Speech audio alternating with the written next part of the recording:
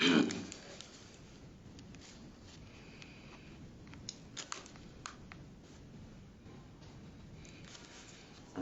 Kapitulo 11. Sinasabi ko nga, itinakwil baga ng Diyos ang kanyang bayan? Huwag nawang mangyari, sapagkat ako man ay Israelita, sa binhi ni Abraham, sa angkan ni Benjamin. Hindi itinakwil ng Diyos ang kanyang bayan na nang una pa ay kinilala niya. O hindi baga ninyo nalalaman ang sinasabi ng kasulatan tungkol kay Elias, kung paanong namamagitan siya sa Diyos laban sa Israel, na sinabi, Panginoon, pinatay nila ang iyong mga propeta, iginiba nila ang iyong mga dambana, at ako'y naiwang nag-iisa, at hinahanap nila ang aking buhay. Datapwat ano ang sinasabi ng kasagutan ng Diyos sa kanya? Nagtira ako sa akin ng 7,000 lalaki na hindi nangagsiluhod kay Baal. Gayon din naman sa panahong itong kasalukuyan ay may isang nalalabi ayon sa pagkahirang ng biyaya. Ngunit kung ito'y sa pamamagitan ng biyaya, ay hindi na sa mga gawa, sa ibang paraan. Ang biyaya ay hindi biyaya. Ano nga? Ang hinahanap ng Israel ay hindi niya kinamtan. Datapwat ito'y kinamtan ng pagkahirang. At ang mga iba naman ay pinapagmatigas, gaya ng nasusulat. Binigyan sila ng Diyos ng espiritu ng katulalaan, ng mga matang hindi nakakakita, at ng mga pakinig na hindi nakakaririnig hanggang sa araw na ito. At sinasabi ni David, ang kanilang dulang nawa ay maging isang silo, at isang panghuli, at isang katitusuran, at isang kabayaran sa kanila. Mga labo nawa ang kanilang mga mata, upang huwag silang makakita, at laging baluktutin mo nawa ang kanilang gulugod. Sinasabi ko nga, nangatisod kaya sila upang mga hulog? Huwag nawang mangyari. Datapwat sa pagkahulog nila ay dumating ang pagkaligtas sa mga hintil, upang ipamungkahi sila sa paninibugo. Ngayon, kung ang pagkahulog nila ay siyang kayamanan ng sanlibutan, at ang pagkalugi nila ay siyang kayamanan ng mga hintil, gaano pa ang kapunuan nila?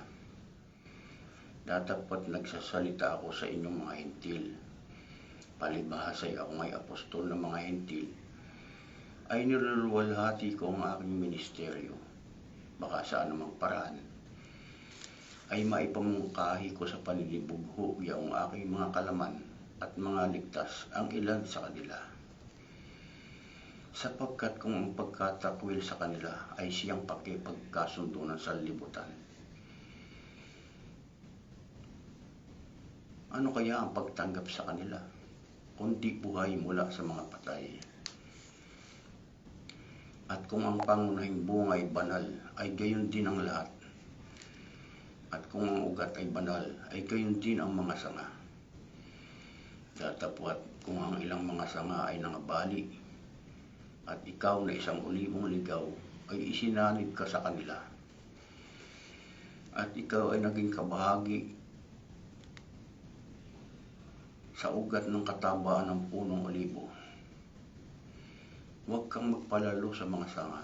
Datapwat kung magpalalo ka, ay hindi ikaw ang nagkakandili sa ugat, kundi ang ugat ang nagkakandili sa iyo. Sasabihin mo nga, ang mga sanga ay nangabali upang ako'y makasanib. Mabuti, sa kawalan nila ng pananampalataya, ay nangabali sila, at sa iyong pananampalataya ay nakatayo ka. Huwag kang magpalalo kundi matakot ka, sapagkat kung hindi pinatawad ng Diyos ang mga talagang sanga, ikaw man ay hindi patatawarin. Masdan mo nga ang kabutihan at ang kabagsikan ng Diyos. Ang kabagsikan ay sa nangahulog. Datapwat ang kabutihan ng Diyos ay sa iyo. Kung mamamalagi ka sa kanyang kabutihan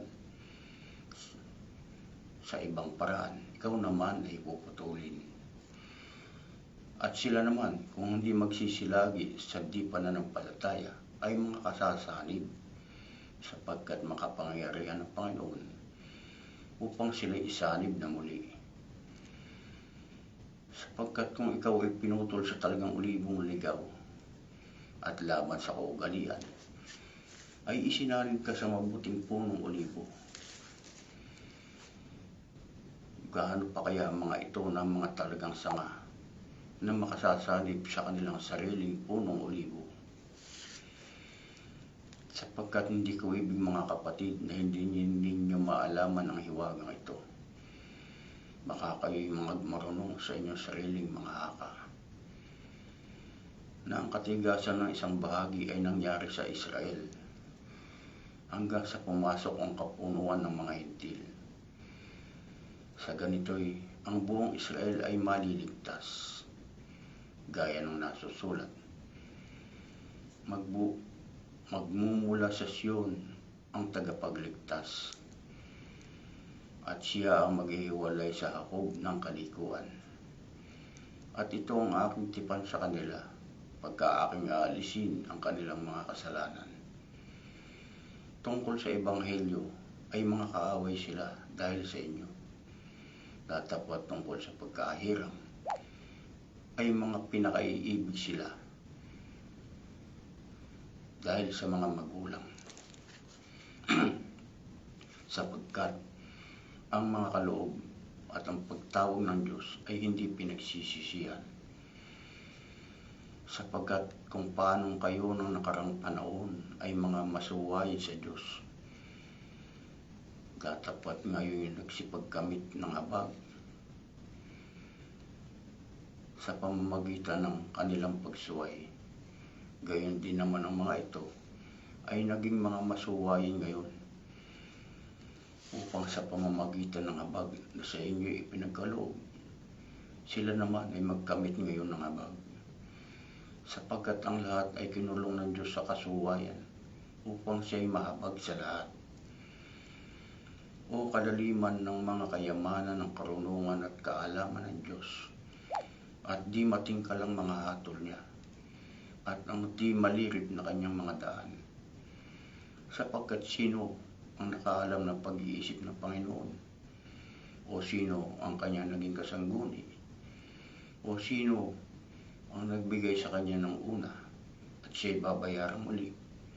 Sapagkat kanya, at sa pamamagitan niya, at sa kanya ang lahat ng mga bagay, na sumakanya ang kaluwalhatian, magpakailanman siya nawa.